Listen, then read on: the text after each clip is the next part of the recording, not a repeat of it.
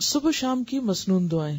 جو شخص صبح شام 100 مرتبہ سبحان اللہ و بحمدہ پڑھے، یعنی صرف اتنا، تو اللہ تعالیٰ اس کے تمام گناہ معاف فرما دیں گے، اگرچہ سمندر کی جھاگ کے برابر ہو. اس کی عادت کیسے ڈال سکتے ہیں آپ؟ کیونکہ مصروف ہے نا سب، تو اتنا وقت تو نہیں ہوگا کہ جا نماز پہ بیٹھ کے 100 دفعہ پڑھ کے پھر اٹھیں. کوئی ایک خاص کام جو آپ کو روز کرنا ہے، تو اس خاص کام کے ساتھ آپ ایک خاص ذکر جو ہے وہ اپنا باندھ لیں. ایک تو ہے نا کہ ہر وقت کوئی بھی ذکر آپ کریں، لیکن یہ جو مخصوص اذکار بتائے گئے مخصوص اوقات میں کرنے کے، تو ان کا فائدہ جب ہی ہوتا ہے جب ہم ان کو اوقات کی پابندی کے ساتھ کرتے ہیں. اور اصل میں اس کے پیچھے حکمت بھی یہی ہے وقت بتانے کی، کہ پھر انسان اس میں مس نہیں کرتا.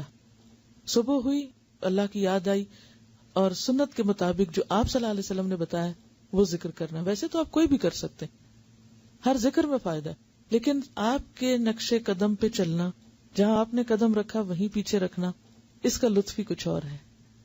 ٹھیک ہے نا، یعنی اس میں تھوڑا فرق ہو جاتا ہے. پھر چلیے، آپ صلی اللہ علیہ وسلم نے فرمایا صبح و شام 3 مرتبہ یہ دعا پڑھنے والا دن اور رات کی تکلیفوں اور نقصان سے محفوظ رہتا ہے. بسم اللہ الذی لا یضر مع اسمہ شیء فی الارض ولا فی السماء وہو السمیع العلیم. صبح و شام اس اللہ تعالی کا نام لیتا ہوں جس کے نام کی وجہ سے زمین و آسمان کی کوئی چیز نقصان نہیں پہنچا سکتی، اور وہ سننے اور جاننے والا ہے. آپ صلی اللہ علیہ وسلم اس دعا کو بھی روزانہ صبح و شام 3 مرتبہ پڑھتے تھے. اللہم عافنی فی بدنی، اللہم عافنی فی سمعی، اللہم عافنی فی بصری، لا الہ الا انت. اس دعا کو آپ صبح اور شام کے مثلا سنت کے بعد یا فرض کے بعد اگر مقرر کر لیں تو انشاءاللہ تعالی پھر بھولیں گے نہیں. اے اللہ میرے بدن میں عافیت عطا فرما، اے اللہ میری سماعت میں عافیت عطا فرما، یعنی میرے کان ٹھیک رکھ. اے اللہ میری بینائی میں عافیت عطا فرما.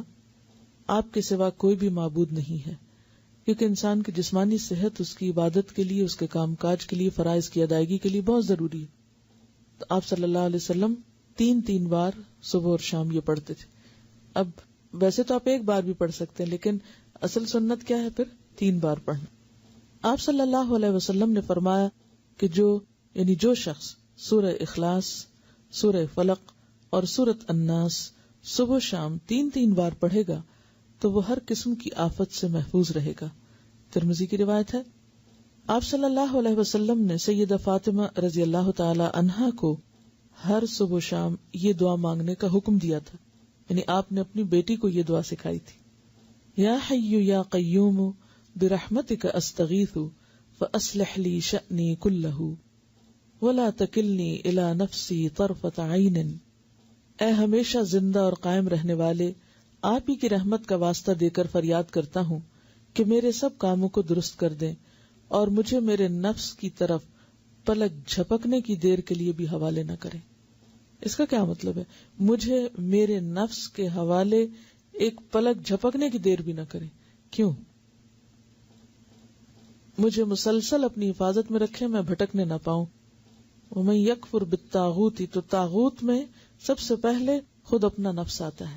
ان النفس لامارۃ بالسوء.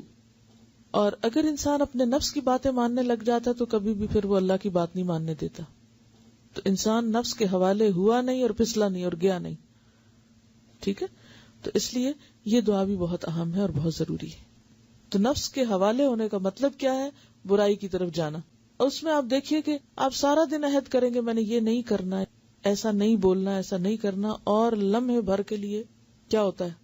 منہ سے بات نکل جاتی، آپ ایک دم غصے میں آ جاتے ہیں، آپ ایک دم وہ کہہ آتے ہیں جو سویر سے وعدہ کر رہے تھے شام تک کہ اب آج سے میں نے یہ جملہ نہیں بولنا یا یہ کام نہیں کرنا. وہ لمحے بھر کے لیے آپ نفس کے حوالے ہوئے اور گئے. تو یہ دعا بہت ہی زبردست دعا ہے کہ یار اب میں تو اپنے آپ پر، خود پر ایک لمحے کے لیے بھی بھروسہ نہیں کر سکتا، لمحے کے لیے بھی مجھے نہیں ادھر جانا، کیونکہ ہمارے ساتھ نفس بھی ہے، شیطان بھی ہے. تو یہ ایسے دشمن ہیں، ایسی طاقتیں ہیں کہ جن کا مقابلہ ہم تنہا نہیں کر سکتے، یہ صرف اللہ کی مدد سے ہو سکتا ہے. اس لیے صبح اور شام، ورنہ بعض اوقات انسان کہیں ایک دفعہ تو مانگ چکا، اب اور کیا مانگنا، روز کیا یہی مانگنا. یعنی آپ کے ذہن میں یہ آ سکتا ہے کہ سویرے بھی مانگو، شام بھی مانگو، وہی باتیں، پھر ریپیٹیشن. اس ریپیٹیشن کی ہر سویر کو ضرورت ہے اور ہر شام کو ضرورت ہے کہ ہم بھولنے والے ہیں. پھر سید الاستغفار. آپ صلی اللہ علیہ وسلم نے فرمایا جس نے صبح و شام صدق دل سے سید الاستغفار کو پڑھا اور اسی دن یا رات فوت ہو گیا تو وہ جنت میں داخل ہوگا.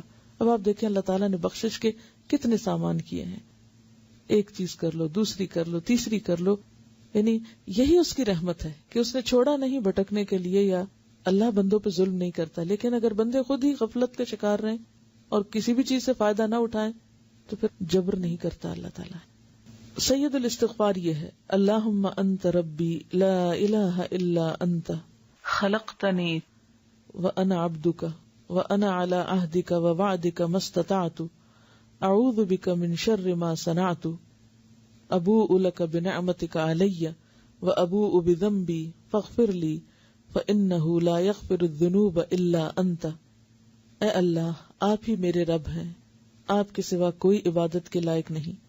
آپ نے مجھ کو پیدا کیا ہے اور میں آپ کا بندہ ہوں، اور میں اپنی طاقت کے مطابق آپ سے کیے ہوئے عہد اور وعدے پہ قائم ہوں. میں اپنے برے اعمال کے وبال سے آپ کی پناہ چاہتا ہوں.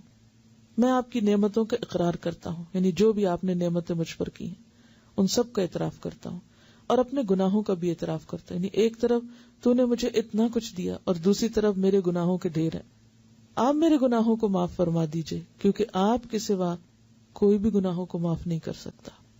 یعنی کسی انسان، کسی جن، کسی فرشتے کے اختیار میں نہیں کہ وہ بندے کے قصور معاف کر سکے.